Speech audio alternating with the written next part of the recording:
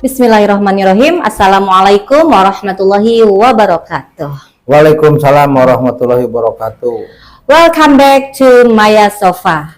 Di konten kali ini kita akan mewawancarai seorang sosok yang luar biasa yang ada di sebelah kiri saya, yaitu yang terhormat Bapak Dr. Andes Haji Anto Risyanto MPD. Betul ya Pak ya? Assalamualaikum Bapak. Waalaikumsalam. Alhamdulillah selalu sehat dan bahagia Bapak. Alhamdulillah. Gini Bapak, kan hari ini alhamdulillah kebetulan di SMP 3 banyak sekali tamu Pak hari ini. Ada Bapak polisi dari pembinaan tadi dan sekarang pun alhamdulillah alhamdulillah sekarang juga Bapak bisa bersilaturahim juga ke SMP Negeri 3 Banyarsari. Mudah-mudahan kedatangan Bapak membawa berkah tersendiri bagi lembaga ini. Amin. Tapi di balik kebahagiaan kami itu ada kesedihan juga nih Pak. Soalnya ada surat ternyata Bapak mau purna bakti, begitu ya Pak ya? Betul. Aduh, baru saja bahagia sudah sedih lagi. Jadi gini ya Pak ya, kami di sini pingin tahu lah napak tilas mungkin ya Pak ya, perjalanan Bapak bisa sampai menjadi seorang camat gitu. Karena kami tahu Bapak asalnya kan dari dinas pendidikan. Ya, bagaimana mungkin Bapak bisa menceritakannya sekilas Pak? Jadi kenapa saya datang ke SMP Negeri 3? Karena saya berkesan ke SMP Negeri 3 ketika waktu zaman Covid. Zaman Covid, iya. Zaman Covid, situasi gawat, genting, darurat waktu itu, dan kami tim bersama Muspika dan Puskesmas Cigayam, Pak Ari, sana kemari melakukan pencegahan dan penanganan Covid waktu itu. Kemudian sekolah ini alhamdulillah waktu itu bersedia, karena waktu Covid sekolah itu kan tidak digunakan. Ruangan kelasnya, ada ruangan kelas yang lebih di sebelah barat sana digunakan untuk tempat karantina. Tempat karantina.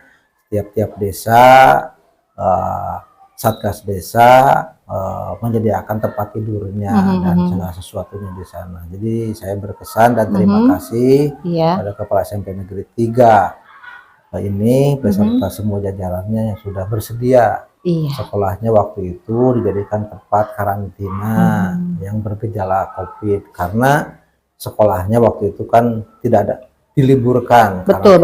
Belajarnya juga online. Selanjutnya, jadi saya sejak kecil tidak bercita-cita jadi apa. Saya kecil hidup di kampung, di Pangandaran, di pantai di sana. Ya. Jadi Bapak orang pantai ya? Orang Pangandaran. Waktu itu saya lebih banyak dididik oleh ibu saya, karena Bapak kesana kemari, tugas, kemudian juga kalau orang tua saya kan relawan waktu itu. Jadi kadang-kadang saya ditinggalkan sama adik-adik saya sana kemari, orang tua itu di samping tugas. Sejak kecil saya ditanamkan ajaran-ajaran agama. Maaf Bapak, relawan apa maksudnya? Bapak saya dulunya itu pendiri Himpunan Nelayan Seluruh Indonesia untuk wilayah Garut, Tasik, dan Ciamis. Di samping PNS juga ada tugas khusus mendirikan Himpunan Nelayan. Di 3 kabupaten itu. Jadi sekolah ke Garut, ke Tasik, gitu ya. Jadi sejak kecil saya dididik oleh orang tua, termasuk oleh bapak saya untuk hidup mempelajari agama. Jadi sebagai basic itu kuat gitu ya Pak ya, akarnya agamanya kuat. Itu di Pangandaran belum ada pesantren. Jadi saya pulang sekolah itu sekolah di Diniyah. Jadi mulai kelas 1, 2 Diniyah, terus sampai SMP Diniyah, ya malam harinya di masjid. di masjid. Kebetulan waktu itu orang tua saya beserta masyarakat mendirikan masjid kecil lah. Iya. Jadi semua orang situ di masjid kecil itu menimba agama, baca Quran dan sebagainya. Dan sampai SMP saya ikut di Diniyah itu, dan SMA saya waktu itu ke Bandung karena di SMA-nya di Bandung. Sampai perguruan tinggi di Bandung. Ketika saya mau berangkat ke Bandung, orang tua saya berpesan, ya jangan jauh-jauh dari ulama dan kiai, harus dekat dengan agama, dekat dengan masjid, dekat dengan pesantren. Betul. Dicamkan omongan orang tua itu, terutama dari bapak, saya berangkat dan ya liku-liku seperti itu. Iya. Kemudian saya selama SMA dapat beasiswa itu selama 3 tahun. Kemudian kuliah juga alhamdulillah dapat beasiswa. Alhamdulillah. Ya, selama 5 tahun saya kuliah dapat beasiswa. Kemudian dari situ ke berbagai daerah. Ya, sebelum saya jadi PNS saya pernah kerja di daerah Banten, Lebak, di Karawang, Purwakarta. Ya. Keliling Jawa Barat gitu Pak. Jadi waktu itu dulu ada pendaftaran untuk jurusan saya sebagai PNS. Pernah di Jakarta juga, di Bogor juga, gitu. Dan tahun 90 saya daftar di kementerian, ya, dan tempatkan sebagai sarjana pendamping desa di Indramayu. Sarjana pendamping desa di Indramayu waktu itu tahun 90 sampai tahun 92. Dan 93-nya karena kontrak habis dari sarjana pendamping desa, jadi saya ngajar, jadi guru honorer, di sebuah SMP di daerah Hurgelis. Ya, jadi saya ngajar bahasa Sunda di sana. Oh iya. Maaf Bapak, waktu kuliah Bapak jurusan apa? Saya jurusan kurikulum dan teknologi pendidikan. Kurikulum dan teknologi pendidikan. Ya, karena kan tidak ada mata pelajarannya. Gitu. Tapi sejak kecil saya senang apa hidup mandiri. Betul. Gitu ya. SD juga saya pernah jualan layangan, jualan rumah apa saja. Jadi jiwa entrepreneurnya sudah ada sejak kecil ya Pak ya. SD. Karena orang tua juga sebagai pedagang. Pedagang juga. Orang tua sebagai PNS, pedagang, juga relawan. Wow, Masya Allah. Jadi ibu saya kan buka warung lah di Pangandaran, itu warung pinggir jalan. Saya bantu-bantu masak apa saya waktu SD SMP. Iya. Karena ibu saya nggak warung, makan warung nasi kira-kira. Jadi saya dimanapun senang gitu ya.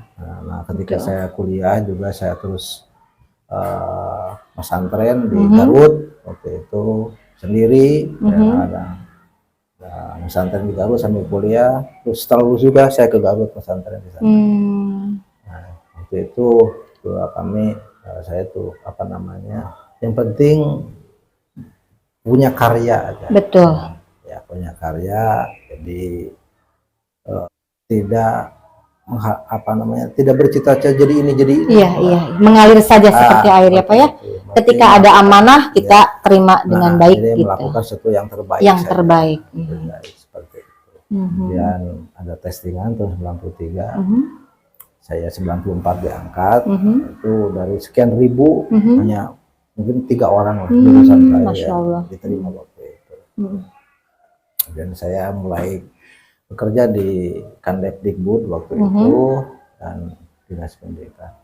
Ya alhamdulillah, kalau saya juga senang melihat daerah-daerah lain, ya, senang traveling. Ya, tujuannya kan supaya bisa membandingkan di daerah mana seperti ini di kita begini harus seperti apa. Gitu. Jadi saya waktu kerja sebelum saya jadi camat, ya, saya selalu ke teman-teman, ke organisasi-organisasi yang ada, baik ITRA, kurikulum, organisasi di universitas maupun di luar universitas, ikuti secara baik, sebab itu kan untuk bisa membantu Betul. aktivitas. Iya. aktivitas. Jadi Bapak berpegang teguh pada khairun nas anfa'uhum linnas, Ya, gitu ya Pak ya. seperti Sebaik-baik itu. manusia Nah, adalah yang bisa banyak memberi manfaat betul, untuk orang banyak, betul, gitu ya Pak ya. Saya senang traveling ke Iya.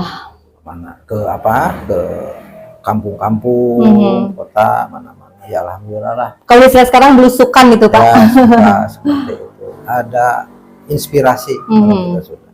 Saya Betul. beberapa kali ke Medan pernah. Ke Medan? Sering. Kemudian ke Batam, Mataram, gitu ya. Kemudian ke Surabaya sering, Malang, Semarang sering. Sudah Tegal, malang melintang. Tegal, Brebes, gitu. Seperti itu. Ke Bandung sih, ya alhamdulillah lah, gitu ya. Jadi, Iya. Jadi kepada generasi muda ya, untuk terus beraktivitas, baik itu kita mempelajari yang sifatnya umum untuk menambah wawasan ya, yang umum sifatnya misalnya politik, ekonomi, agama, apalagi hukum, mempelajari seperti itu supaya kita punya wawasan yang luas. Betul. Sehingga kita bisa menempatkan diri posisi kita, kemudian kita mungkin bisa memberikan inspirasi kepada yang lainnya. Baik, Bapak terus ketika jadi camat itu Bapak tahun berapa itu Pak awal? Tahun 2021 awal. 2020 Januari. 2021 awal, saya sebelumnya di Sekmat Kecamatan Cikoneng waktu itu. Ya, saya banyak menimba ilmu pengetahuan tentang pemerintahan di Cikoneng di sana. Di samping juga saya senang di pemerintahan. Ya, jadi saya tuh senang belajar, senang belajar. Ya, saya buku-buku di rumah banyak, buku apa Long life education itu betul ya Pak ya? Di rumah ya, ada beberapa lemari buku-buku. Ya. Oke, nanti kapan-kapan saya ke Bapak. Nah, saya juga ingin tahu Pak, mungkin kita semuanya sahabat ingin tahu ya perasaan Bapak selama menjadi camat di Banjaranyar itu bagaimana? Ya, Banjaranyar kan bagian dari Bumi Tatargaluh. Ya, Tatargaluh penuh dengan adat-adat ketimuran, gotong royong, kebersamaan. Ya, alhamdulillah kepala desa, pemerintahan yang lainnya, juga masyarakatnya, tingkat gotong royongnya bagus. Ya. Jadi hal-hal yang Bapak temukan itu apa saja itu? Ya. Itu salah satunya. Misalnya ada pengajian di masjid itu kan mereka pada bawa berkat atau masing-masing makanan di masjid, pengajian. Terus ada misalnya kerja bakti, membersihkan jalan atau saluran selokan, ya warga membawa kue atau apa, sama-sama seperti itu. Betul. Itu kan sesuatu yang sangat baik sekali ya, sehingga ya mudah-mudahan berkah lah untuk semua seperti itu. Iya, baik. Terus untuk for the future, rencana ke depan yang akan Bapak lakukan setelah Purna Bakti ini apa Pak? Ya, rencana ke depan saya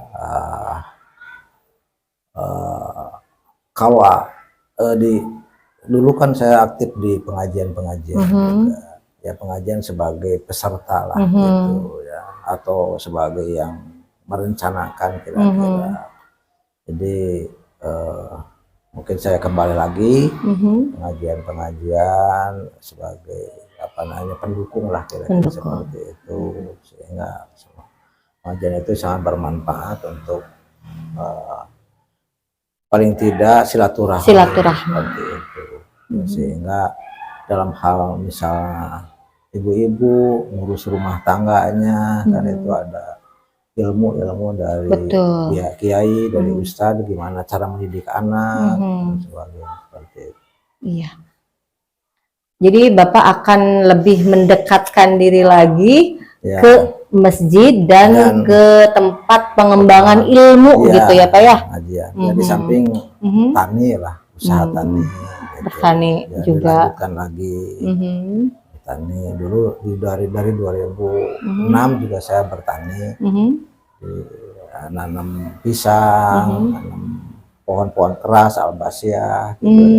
Iya. Ya, walaupun tidak menghasilkan banyak, yang paling tidak ada aktivitas gitu. Iya, Ada aktivitas sehingga apa namanya, yang namanya purna bakti teh jangan dianalogikan berhenti, tapi betul. harus lebih tinggi lagi. Bukan pensiun dalam segala hal ya Pak ya, bukan.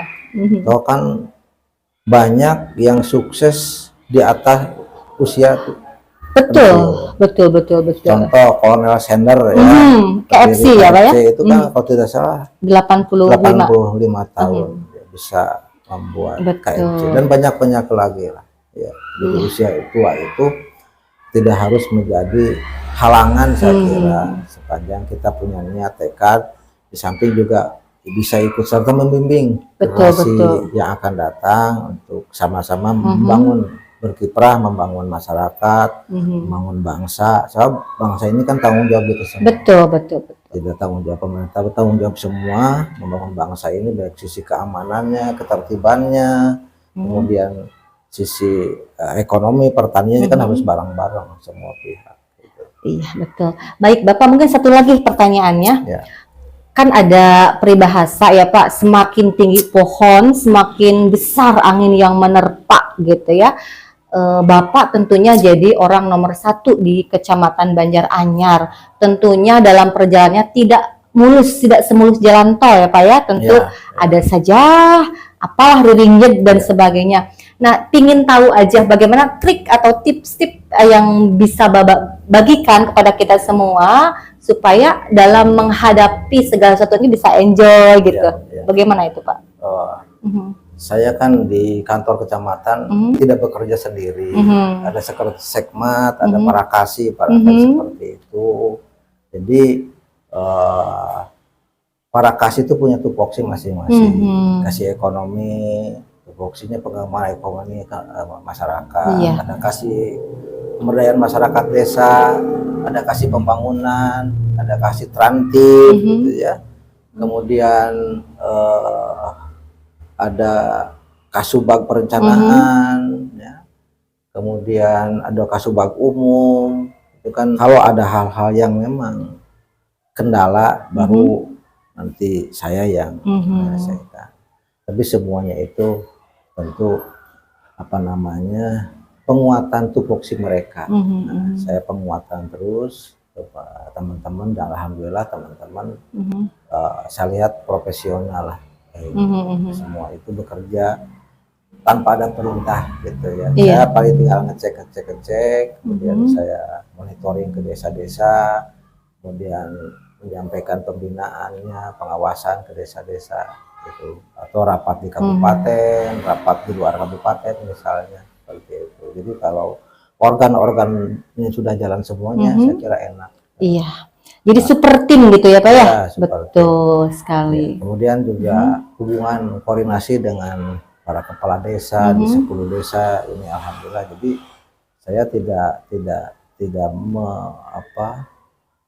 menonjolkan keformalan. Jadi saya menonjolkan rasa kekeluargaan, persuasif, sehingga mereka juga kan menerimanya dengan enak.